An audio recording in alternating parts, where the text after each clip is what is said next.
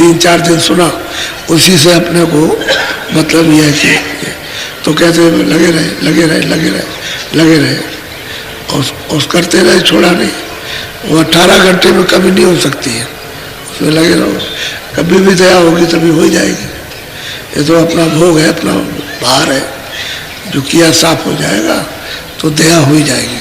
तो जरा सा भी कमजोरी यानी नहीं आई, लगे रहे, आखिर में लगे लगे दया हो जाती है, कृपा हो जाती है, तभी दया होती है।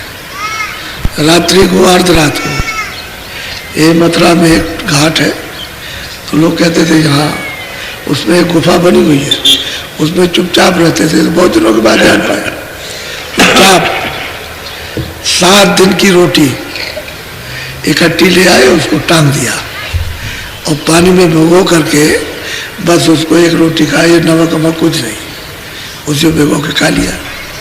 और तो बहुत दिन के बाद पता चला कि कोई यहाँ कोई बाबा है, वो भी कभी कभी किसी समय पर दिखाई दे। तो कहने का मतलब ये है कि गुफा में बैठे थे और गुफा में दिन हो गया, यानी सूरज निकल आया। अच्छा, आँख खुले तो रात और दिन हो गया, आँख खुली है तो दिन हो गया। तो इतना जो है क्या हो गया, ये एकदम बाहर निकले आए, गुफा से बाहर आ गए कि दिन हो गया, दिन दिखाई दे रहा है।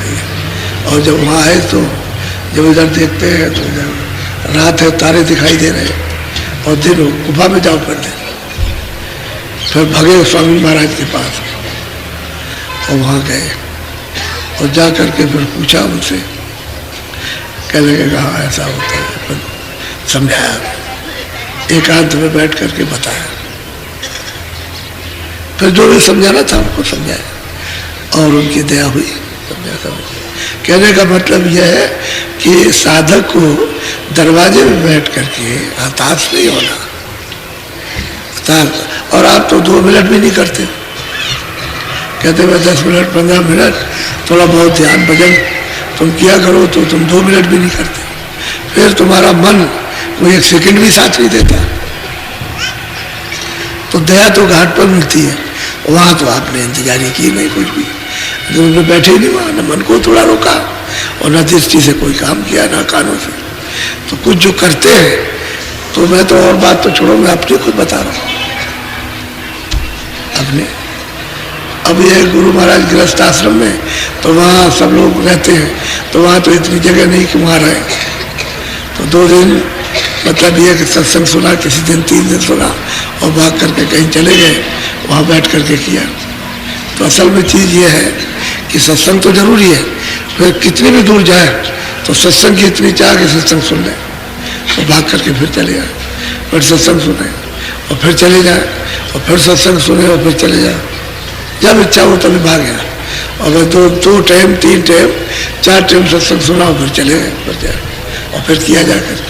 तो जब लग गई, जब लगन लग जाती है किसी काम में, वही काम सुविधाजनक हो जाता है। एक बच्चा सोचता है कि मैं कैसे पढ़ूंगा, लेकिन मास्टर पढ़ाता है उसको और पढ़ाता बताता है, सब डांटता डपटता भी है, लेकिन पढ़ता रहता। तो पहले तो नहीं जानता था कोई, लेकिन फिर उसको आने लगता। ऐसा ही होता है कि जिस चीज़ को आप जानते नहीं हो, जो महात्मा कहे उसको करो। तो वो कहते हैं कि भाई तुम वहाँ बैठो, तुम्हारी शुद्धि सफाई की जाए। अब दरवाजा छोड़ के रहोगे तो शुद्धि नहीं हो सकती, क्योंकि घाट पर शुद्धि होगी, जहाँ कर्मों का अंबार जमा होता है। वहाँ अगर शुद्ध नीचे हो जाएगा तो पत्तियों से क्या मतलब है, पत्ती किस काम की, वो वही साफ हो, तभी फिर सूरज जगेगी, नहीं तो सूरज नहीं जा सकती, क्योंकि वो तो बंद है घाट पर बैठ। तो कहते हैं भाई नेत्रों में आके बसो, बैठक बना लो, यहाँ तुम रुकने लगो, ठहरने लगो, देखने के लिए कुछ मतलब है, आंखों से काम करो, कानों से, तो फिर काम होने लगे। तो ये तो फिर कार्रवाई शुरू हो जाए। सूरत की कार्रवाई अलग है, इंद्रियों की कार्रवाई अलग। ये बाहर जड़ चीजों के साथ में इंद्रियों की कार्रवाई, सूरत के साथ कार्रवाई चेतन के साथ है, उसके साथ तो उसका काम होने लगेगा। अब ये तो बहुत प्यार से अनुभव नहीं सुनते हैं, क्योंकि अनुभव नहीं होगा तो आपको कैसे बताया जाएगा। न करने का अनुभव, गिरने का अनुभव, चढ़ने का अनुभव, हर चीज़ का जब अनुभव होगा कि ऐसे गिरते हैं, ऐसे चढ़ते, ऐसे जाते, ऐसे होता, ऐसे नहीं होता, ऐसे बंद हो जाता है, इस तरह से फिर चालू हो जाए, ये अगर नहीं देखेंगे तो आपको क्या बताएंगे। वो तो खुद भोगी होते हैं, खुद उस चीज़ को जानते हैं, ऐसा नहीं होता। अच्छा, और सबने बताया, कोई एक का नहीं, सभी का है। बोलो, हाँ चलो सत्संग करो आप। श्याम तज सेत को गहना श्याम,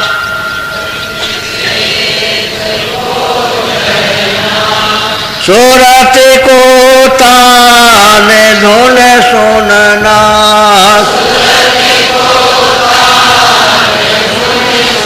अब वो साधक को बताते हैं कि भाई थोड़ा सा रोके रहो, रोके रहो।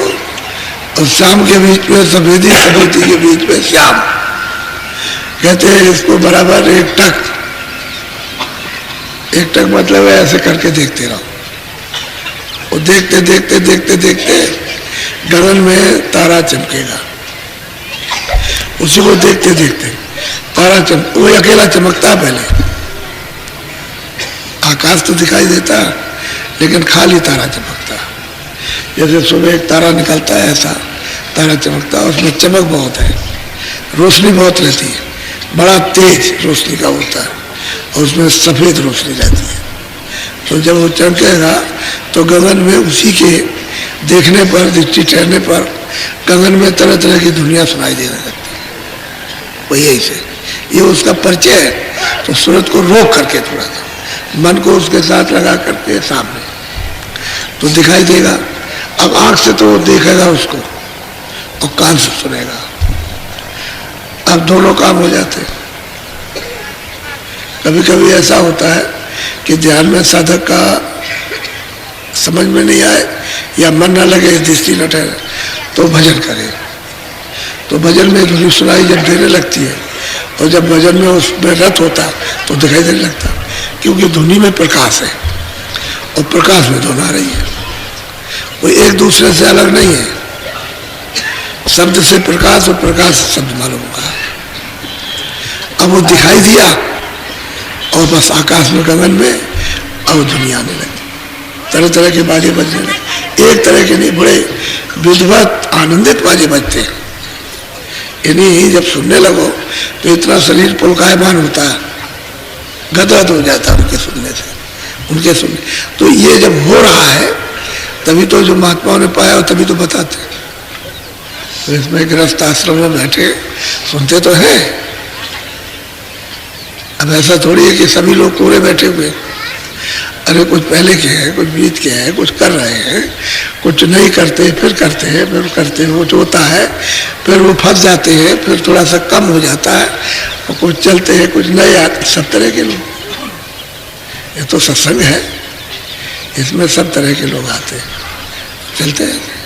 तो वो कहते हैं कि भाई देखो, अब ये है कि तुम थोड़ा मन को, इसलिए रोज लोग कहते हैं कि मन, चित्त और बुद्धि, ये तीनों चीज़ों को थोड़ा सा जब जब भजन के वक्त, ध्यान के वक्त में कही जाए तो उसको थोड़ा सा रोक कर तो मालूम हो जाएगा, आपको ये पता चल जाएगा वहाँ चला गया। तो जब मालूम हो जाएगा वहाँ गया तो वहाँ से लिया कि भाई थोड़ा ये काम कर लो, इसके साथ थाम के रोक करके। थामने का मतलब रोकना, कि वही रोके रहो उसको, और सूरत का साथ दे दे। मन बुद्धि चित्त सूरत का साथ दे, और सूरत जब ये साथ देगा तो दृष्टि उसकी एकाग्र हो जाएगी और उसे दिखाई देना शुरू हो जाएगा। बोलो। बांक के द्वार धसे बैठो, बांक के द्वार धसे बैठो, तेरे कोटि जाई कर लेना।